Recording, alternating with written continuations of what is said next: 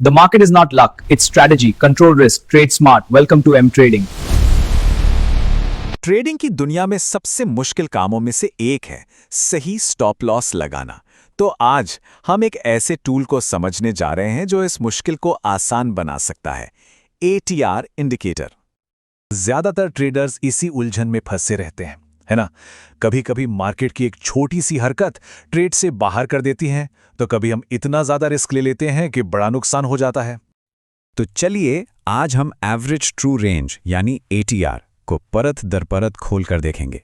हम समझेंगे कि ये क्या है, ये कैसे काम करता है और सबसे जरूरी, इसे अपनी ट्रेडिंग में समझदारी से इस्तेमाल कैसे किया जाए।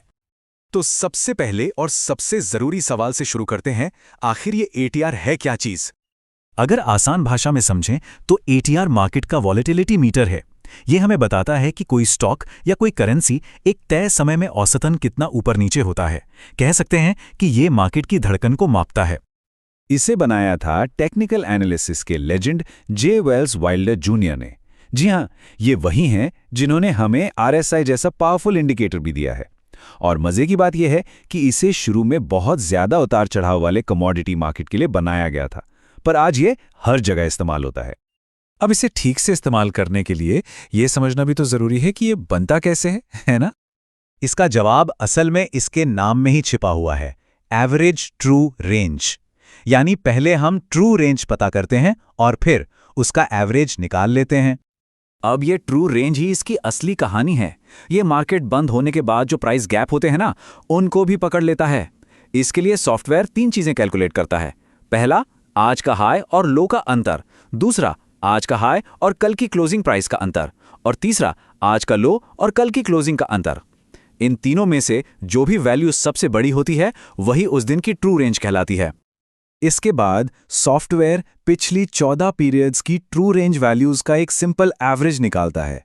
वाइल्डर ने खुद 14 पीरियड का सुझाव दिया था और आज भी ये डिफ़ॉल्ट सेटिंग सबसे ज़्यादा पॉपुलर है। ये उतार चढ़ाव और स्मूथनेस के बीच एक बहुत अच्छा बैलेंस बनाता है। तो ठीक है, हमें ATR की एक वैल्यू मिल गई, पर सवाल ये है कि इस नंबर का आखिर मतलब क्या है, इसे पढ़ा कैसे जाए। इसका मतलब बहुत सीधा है।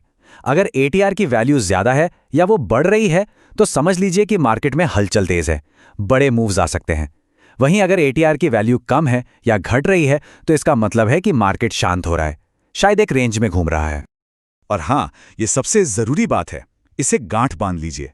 ATR आपको सिर्फ ये बताता है कि गाड़ी कितनी तेजी से हिल रही है, लेकिन ये बिल्कुल नहीं बताता कि गाड़ी किस दिशा में जा रही है, ऊपर या नीचे।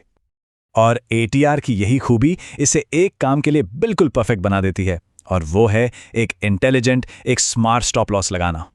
मतलब 2% या 5% जैसा कोई फिक्स्ड स्टॉप लॉस सेट करने के बजाय ATR हमें मार्केट के मौजूदा मूड के हिसाब से स्टॉप लॉस लगाने की ताकत देता है।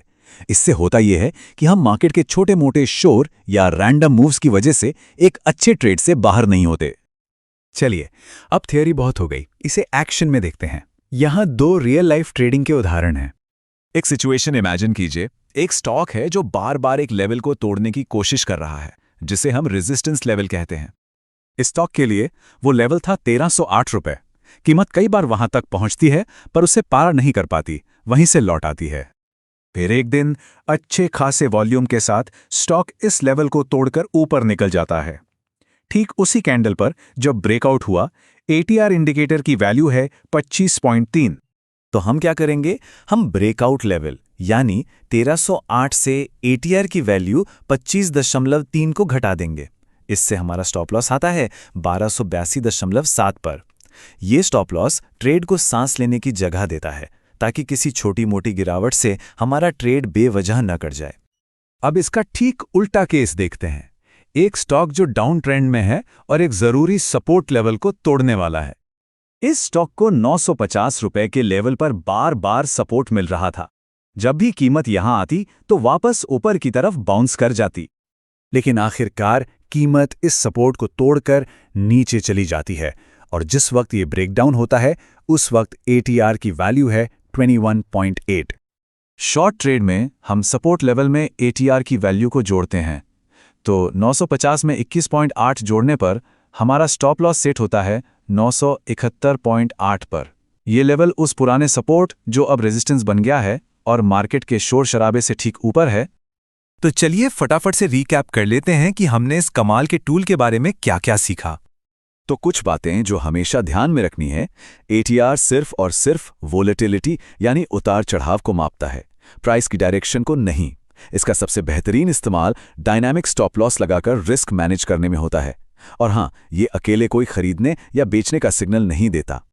ATR के जरिए बाजार की लय को समझकर ट्रेडर्स अपने रिस्क को कहीं बेहतर तरीके से मैनेज कर सकते हैं। ये एक ऐसा टूल है जो सही हाथों में मार्केट के उतार चढ़ाव को एक खतरे से एक बड़े मौके में बदल सकता है। ट्रेडिंग सिर्फ स्किल नहीं, ये एक डिसिप्लिन है।